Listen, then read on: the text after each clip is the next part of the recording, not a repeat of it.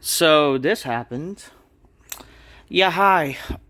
Alrighty, folks, ladies and gentlemen, it is time for your WWE Evolution 2 review. I know I said no one's gonna freaking watch or care about this show. And I do stand by, the fact that, I think the women just don't draw. And they're just not as entertaining to the men. But I will say so. I was on, I had not. I decided, screw it. I had nothing much to do anyway. I right after I recorded some videos, on Sunday. I decided, screw it. I'm gonna eat my words. I'll try to watch the show. I only tuned in right after the Blake Monroe turn on Jordan Grace. And I decided, screw it, I'll just have Evolution on to see what happened. So I did watch basically half the show, and then I rewatched like some of the things to just do what I have to do. I will give credit to I will have to give credit. Okay, I'm not the biggest women's wrestling fan. I'm just not. I'm gonna be honest with you. I am not. Okay, I'm sorry. But I will give credit where due. The women worked very hard. The women worked very hard. They worked their ass off. They tried. Despite of the shitty build, and was like really, in all honesty, not really much to really care about. Women's wrestling. The show wasn't that bad. The show wasn't actually bad. It wasn't a bad show. For a women's pay-per-view, it actually wasn't a bad show. It just, I'm not gonna act like the show was so great. I do think that's also another thing why it converted me to freaking watch back some of the things I did miss on the show, is because, a lot of people kept saying, man, this show was actually very good. Some people were saying that this show was better than freaking All In, which I do think that is a little bit of the bandwagon mentality. Like, no, like the show. Listen, I'm not even a big AEW fan, but I can't say this show. But it's just, again, we can we just, I don't know. If you think something is good, you don't need to really always say like something is better than whatever of the weekend. Um, Other than that, I will say, like, some people even said this show was better than freaking WrestleMania, which I I understand WrestleMania Night One was bad, and some people may hate the Travis Scott thing, but I think that's just reaching it. I still think there are better shows to watch. Like, again, Elimination Chamber 2020 freaking Elimination Chamber this year was like much better. I would say. And again, what I'm trying to say basically is that this show, it just wasn't bad. But I do think that it's very overrated by the Smarks. A lot of Smarks are overrating this show. They're saying this show was like good, it was so good, man. The women killed it. They pulled on and worked hard and put on the best show ever, man. And it's like they made a statement. Listen, that's just overreaching it for people saying that this show was better than WrestleMania. I mean, I don't think it was better than Night 2, in all honesty. I don't think it's better than Elimination Chamber of this year. I think a lot of people are just overreaching it to say the show was good just because it's the women. I do see a lot of people are just praising the show, most importantly because, a lot of these wrestling fans are Smarky fans, and they're just, a lot of them are simps. A lot of them are freaking, trying to simp towards the women. Say, see, they killed it. They don't need a, their build. They showed up. You don't need to fucking just go on. Just admit it. You're freaking a simp to women's wrestling. But at the end of the day, I will say the show wasn't bad. Okay, I don't think it's like the greatest show I've seen, but it wasn't bad. Okay, I will give credit where due. They worked their ass off. They really did. And I'm not, I'm not trying to take that away. I do think women, they do work their ass off to try, but again, at the same time, that's what leads to them, like, unfortunately, eventually getting injured when they fucking work their ass off trying to beat a man, and then eventually they get hurt. But at the end of the day, I do think the show wasn't bad. it did have some good matches on the show, which I like. Wow, like I was surprised. So I will say I was pleasantly surprised with this show from the things I did see on the show by actually giving it a chance. Um, and you know what? It wasn't a bad show, and I'm happy with what the surprise that happened on the show, with Naomi, which I will give credit where due. Naomi also, freaking, she is having actually a run of her career right now.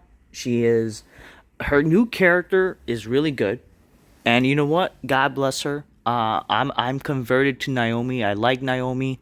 I think Naomi is doing great, and I'm very happy that she is doing something, and now she is the women's Raw Women's Champion or whatever. A lot of people were like, I think that's also one of the things they did, like to make a little surprise. Like, all people thought she was gonna go target Tiffany Stratton or Jade Cargill, and she instead cashed in. But that was like a way to cop out of the ending, which I have no problem with. It just, but does it really make sense storyline wise? That's the question. We'll get along with it. We'll get on top of that. First of all, let's cover the entire show first, shall we?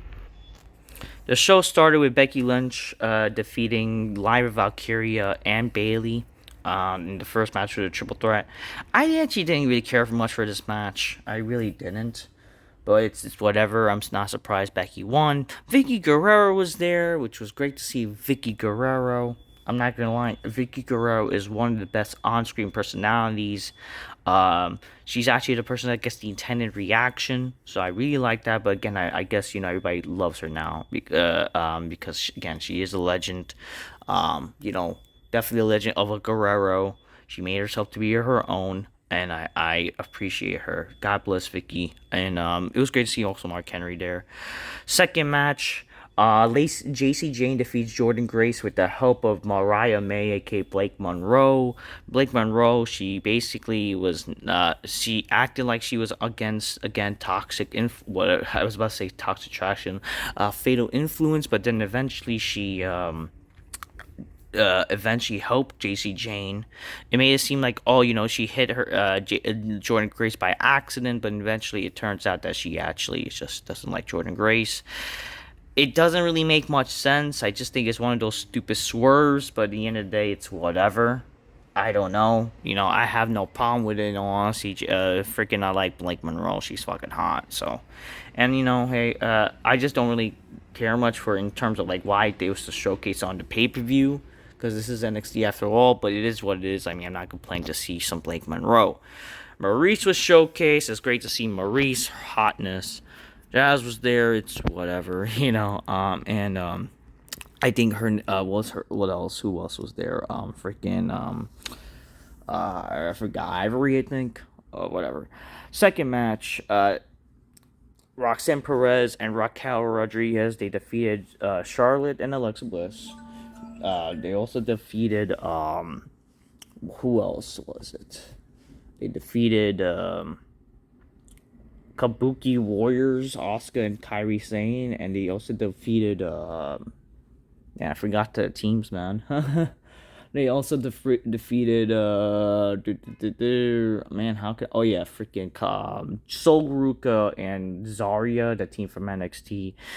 This match was whatever. I just don't really like the whole dynamic of the multi-person tag matches. I don't like that how it's like 2-person at a time. Like, I'd rather just, hey, if it's a triple threat or fatal 4-way tag match, why not just have one? You have 4 corners after all, for fuck's sakes. Why not just freaking do the whole 4 corners thing, and you just have the freaking wrestlers freaking just tag in, like, usually it's just 4 people of each team. I just don't like how they just decide to do 2 things. To me, this is very confusing. But it's not WWE's fault, really. No, it's not the women's fault. It's just I hate, like, that's how the concept of the match, and it kind of needs to be changed or just go back to what it was. Melina was there. It was great to see Melina. It was great to see also, like, again, a lot of these women from the past. It would have been great to see them in the Battle Royal, honestly, but unfortunately they were not. Sadly, that was something I miss about the Battle Royal. The third match, Tiffany Stratton defeats Trish Stratus. And I gotta tell you, man, this match surprised me. Despite the build, this match was very good. I actually thought this match was not bad, man. This match made me from not really caring, being on my computer, having this background noise to basically just be converted. I was also kind of converted because Trish Stratus was there. Again, it's two hot, sexy women of the past and present that would fight to my big black couch. But eventually, I was converted to like, hey, this was actually not a bad fucking match. Trish Stratus, man, put off all again. Not only looking great still to this day. She is definitely still like your first crush type of deal, right? But man, she was able to prove like she can still go. Tiffany Stratton, this was better than the WrestleMania match with Tiffany and Charlotte. Okay, this was definitely one of the best. I would say this was one of the best Tiffany Stratton matches I've seen recently, and no doubt about it. Like this was just good. I thought this was good. Seeing two hot women going at it, trying to best off each other. You had Tiffany, Stratus trying to, Stratus trying to freaking, get, I'm seeing something right now. I'm seeing a balloon flying off the window. Sorry, I got a little distraction. A balloon flying off the window. That's funny. Anyways, yeah, Stratton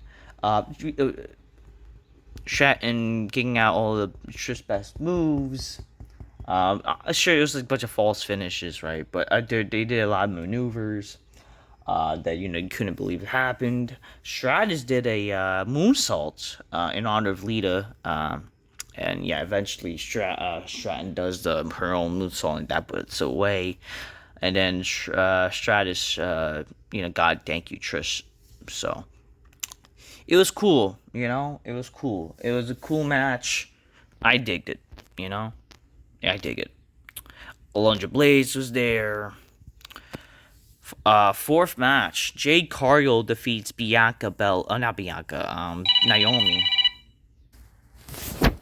Jade Cargill defeated Naomi in a no holds bar match. For a no holds bar match with the women, this was not a bad match. This was again another match that was not bad. I think the second half of the show, if anything, felt much more of a better show.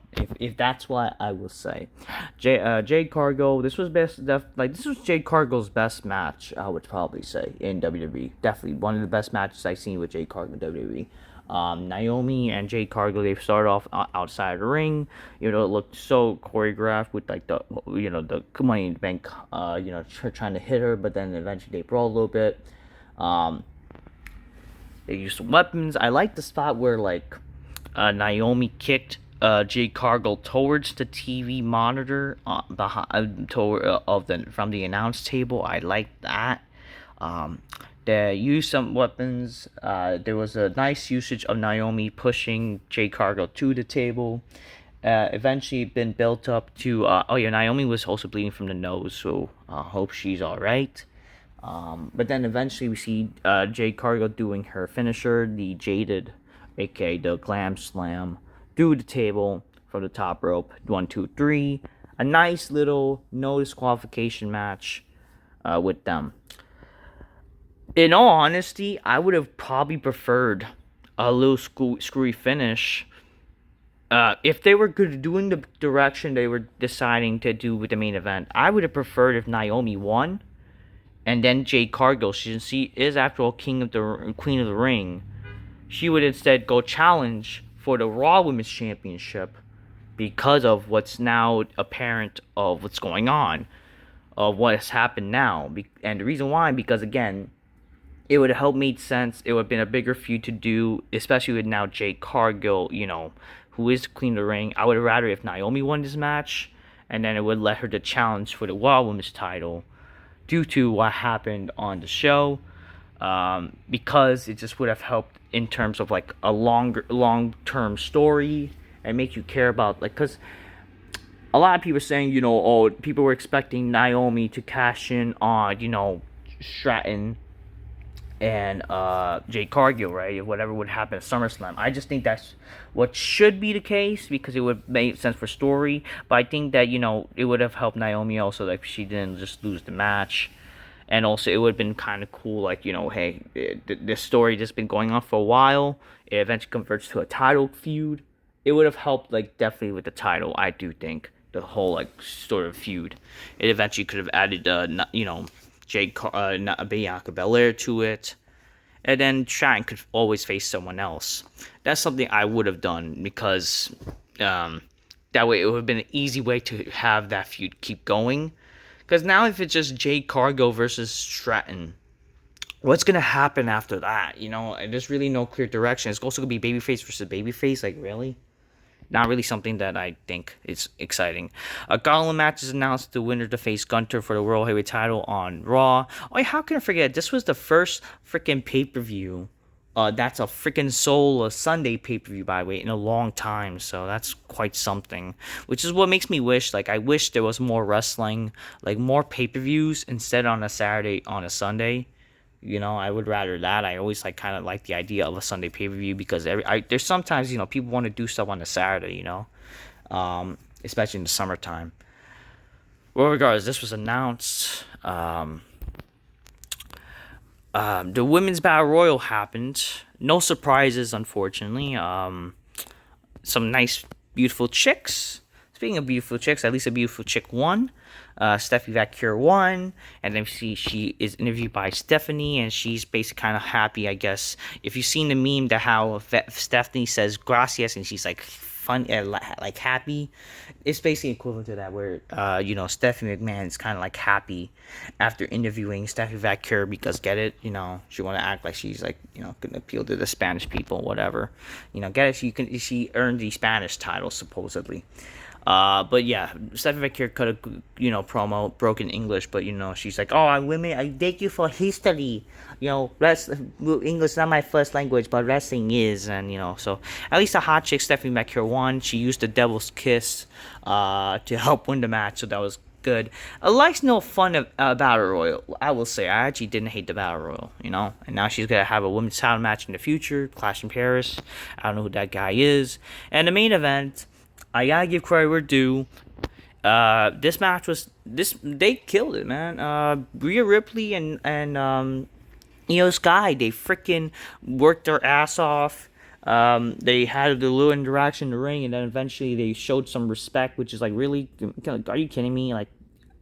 I'm tired of this bullshit. Even the commentary mentioned it. Oh, how can I forget? Michael Cole kept fucking up Candice LeRae's name with Candice Michelle, which I don't fucking blame her. I have Alzheimer's there, John. He's just I'm not. He's having fucking his buddy Alzheimer's issues, but hey, whatever. It's funny. Eventually, we saw. We see freaking Rhea Ripley versus Io Sky. My only problem is I don't there's a bunch of moves that were could have Io Sky is clearly smaller than Rhea Ripley, right? I don't like that how Io Sky was able to kick out all the moves that Rhea Ripley gave her, because it just doesn't make sense in terms of kayfabe. How the hell does Rhea Ripley Io Sky can just kick out these moves when the size of her, you know what I mean? It just doesn't make sense in a sense of in terms of legitimacy. But other than that, the match was good. They freaking bunch of moves to each other. They eventually had the rough bump and then brawled outside the ring, and then we got this big spot with Io Sky diving onto her, and then eventually they made it back to the ring when the referee woke up or whatever, and they got a new ref. But then it led to how the hell they're gonna end this match, right? Because there was clearly how the hell this was gonna be the way to get out. And I do feel that's why they had Naomi cashed in, is unfortunately because they had no other way to try to basically end this match. So I kind of feel in a way the reason why they did this, I do feel the reason they did this, not only that, is for that, and because just to get a pop to make people watch the show, because a lot of people were not going to probably care for the show originally. So I will say that I guess that while I don't hate it, I don't hate the pop, and I do think this adds a little excitement, a little twist.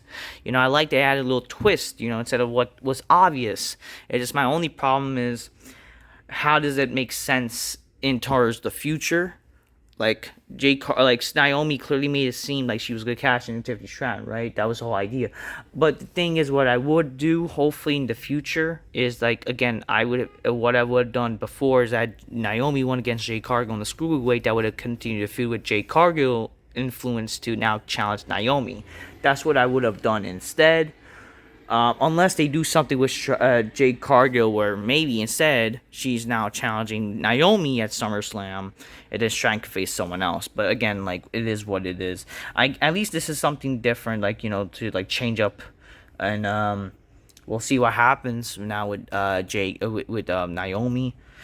I'm happy for Naomi. I really do. It is a lot. I do see people. The reason why she's being pushed because she is part of the Fatu family, right? So, or the Samoan family, which I get why people say that. In the end of the day, though, this was not a bad match. This was not a bad show. The credit where due. Very happy for the women. Yeah, I just do think that a lot of people overrating the show. They don't need to overrate this show. The show was not that great, people. Calm down. But it wasn't a bad show. I do feel like a lot of people are phrasing because it's like The Simpsons. Like, get it, women's, a lot of the women wrestling supporters, like, there's not a problem to support women's wrestling, folks. It's just I feel like a lot of people, like the feminists and the male feminists, they're trying to make a statement. Like, calm the fuck down, folks. It's not that great of a show, okay? Calm down. It's a good show, don't get me wrong, but you can't just say like this was the greatest show ever just because of certain, like, again, you had a big surprise that happened, like, it was good, but don't act like the fucking, like, like this was the best show ever. Like, nah, calm down, folks. It was good. It's a good pay-per-view. It was actually not bad. I mean, again, that's just my opinion. If you really think the show is that great, more power to y'all. It's not a problem. I mean, I don't disagree with y'all if you're saying the show was good, okay? Like, I totally get why y'all are saying it, because it's not a bad show. But to say this is, like, the best show of the year, alright, calm down. But other than that, I will give credit where due. It wasn't a bad show. It wasn't, but would it have? Does it draw? Does it still draw? Does it make people still gonna care about the show? Not necessarily, but in the end of the day, I will give credit where due. The women worked their ass off. God bless the women. They tried, at least. I mean, hey, good for them. And the match was not bad at all.